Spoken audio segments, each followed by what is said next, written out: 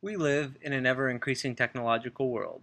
Wouldn't it make sense that the way we train our employees would evolve along with the times? To me, standard training, which takes place in a room like this one, has two effects on the brain.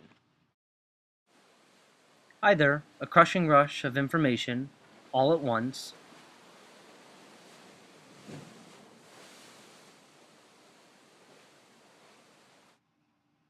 or the thoughtless dribble that lulls one to sleep.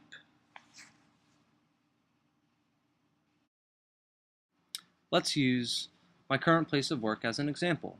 I work at a school. Our customers are our students, and we take great pride in providing world-class customer service. Here you can see our students could potentially be speaking to up to 8 different departments, all of whom have their own set of employees with their own set of training procedures.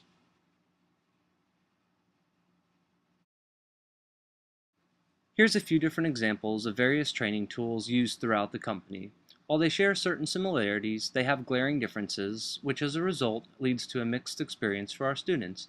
My goal is to centralize this training, or at least the customer service aspect of it, and design something that can be seamlessly implemented across all divisions while interrupting the employee's daily workflow as little as possible. Enter Podomatic, an online podcast creation tool.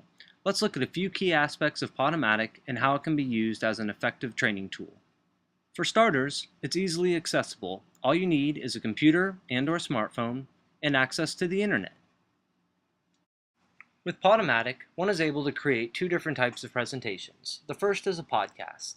The positives of a podcast are learners can complete the trainings at their own leisure, they can complete it at the comfort of their own desk, and they can replay it as many times as they need to. The drawback is you are unable to use any visuals. The alternative is what's called a minicast. A minicast shares all the same positives of a podcast, but with the minicast, you are able to include visuals. Originally, I had planned to use only the podcast, but knowing what I do know now about cognitive learning principles, I believe minicasts are the way to go. Here's what a finished minicast looks like. In the top left, you see where the minicast, with images, plays. The next two things I'd like to point out are the comments section and the sharing option. These two tools increase the overall effectiveness of the minicast. It turns it from an asynchronous exercise to a synchronous one, in which learners can communicate with each other as they learn. When all is said and done, a few objectives should be achieved with this training format. Employees can complete the training at their own leisure and in the comfort of their own offices.